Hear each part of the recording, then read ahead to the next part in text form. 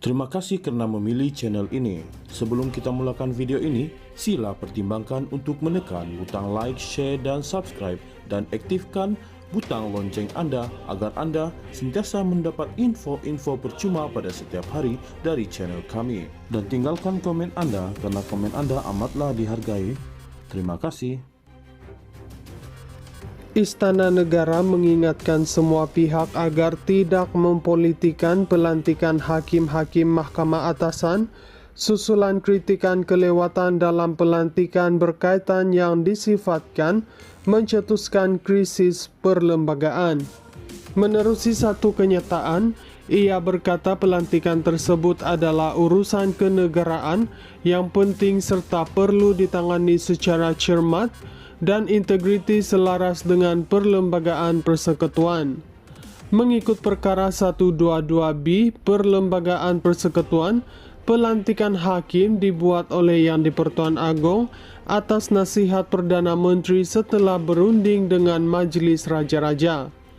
Perkara ini secara jelasnya menzahirkan prinsip semak dan imbang dalam sistem kehakiman negara, katanya. Menurut Istana Negara, Akta Suruhanjaya Pelantikan Kehakiman 2009 Akta 695 merupakan undang-undang yang memperuntukkan proses pemilihan calon hakim, namun kuasa untuk menasihati Yang di-Pertuan Agong adalah terletak kepada Perdana Menteri. Hal pelantikan di bawah Perlembagaan Persekutuan hendaklah ditangani secara sah supaya perjalanan kuasa oleh Yang di-Pertuan Agong tidak dipolitikkan oleh mana-mana pihak, katanya. Kemarin, Jabatan Peguam Negara AGC menolak gesaan supaya satu Suruhanjaya, Siasatan Diraja RCI dan jawatan kuasa pilihan khas Parlimen ditubuhkan bagi menyiasat dakwaan ketidakaturan dalam pelantikan kehakiman. Katanya, proses pelantikan berjalan mengikut Perlembagaan Persekutuan dan sebarang dakwaan wujudnya krisis adalah tidak berasas. Ini berikutan tuntutan oleh ahli Parlimen Pandan, Rafizi Ramli dan beberapa ahli Parlimen PKR lain untuk satu RCI dan pendengaran oleh jawatan kuasa pilihan khas Parlimen susulan kelewatan dalam pelantikan jawatan kehakiman tertinggi termasuk Ketua Hakim Negara. Dakwaan bahwa berlakunya krisis perlembagaan timbul menjelang persaraan wajib Ketua Hakim Negara Tengku Maimun Tuan Mat dan Presiden Mahkamah Rayuan Abang Iskandar Abang Hashim minggu lalu. Walaupun masih belum jelas siapa yang akan dilantik untuk mengisi dua jawatan tertinggi itu, Hakim Besar Malaya Hasna Hashim kini menjalankan tugas sebagai pemangku Ketua Hakim Negara, manakala Hakim Mahkamah Persekutuan Zabaria Yusuf dilantik sebagai pemangku Presiden Mahkamah Rayuan. Istana Negara mengingatkan semua pihak agar tidak mempolitikan pelantikan hakim-hakim Mahkamah Atasan susulan kritikan kelewatan dalam pelantikan berkaitan yang disifatkan mencetuskan krisis perlembagaan. Menerusi satu kenyataan, ia berkata pelantikan tersebut adalah urusan kenegaraan yang penting serta perlu ditangani secara cermat dan integriti selaras dengan perlembagaan persekutuan. Mengikut perkara 122B Perlembagaan Persekutuan, pelantikan hakim dibuat oleh Yang di-Pertuan Agong atas nasihat Perdana Menteri setelah berunding dengan Majelis Raja-Raja. Perkara ini secara jelasnya menzahirkan prinsip semak dan imbang dalam sistem kehakiman negara, katanya. Menurut Istana Negara, Akta Suruhanjaya Pelantikan Kehakiman 2009 Akta 695 merupakan undang-undang yang memperuntukkan proses pemilihan calon hakim, namun kuasa untuk menasihati Yang di-Pertuan Agong adalah terletak kepada Perdana Menteri.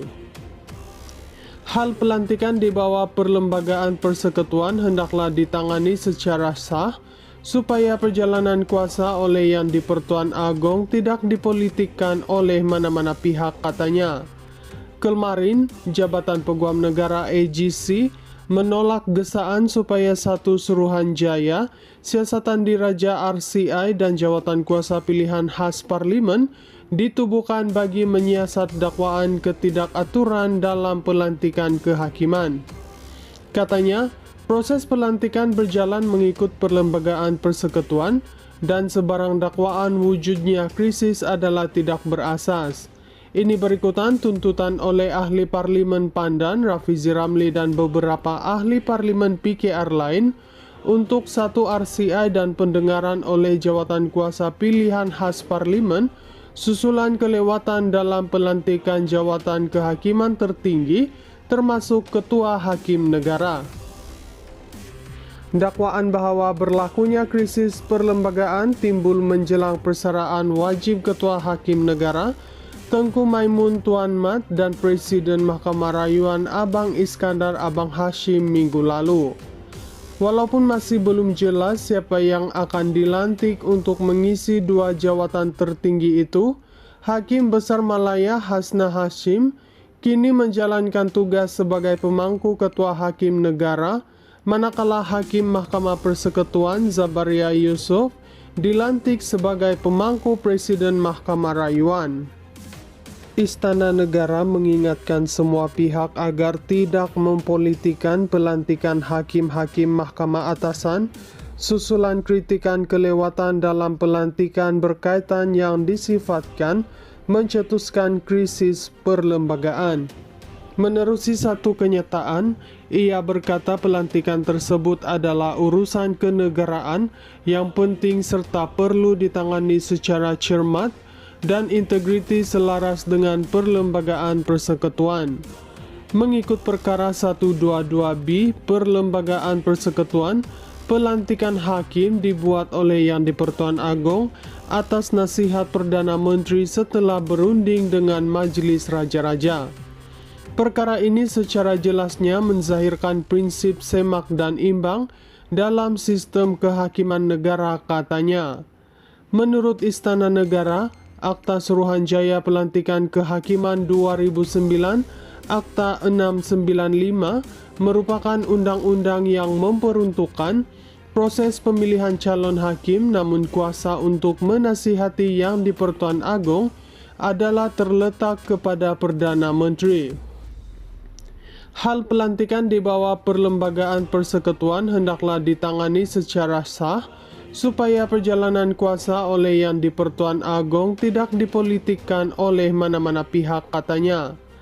Kemarin, Jabatan Peguam Negara AGC menolak gesaan supaya satu Suruhanjaya, siasatan diraja RCI dan jawatan kuasa pilihan khas parlimen ditubuhkan bagi menyiasat dakwaan ketidakaturan dalam pelantikan kehakiman.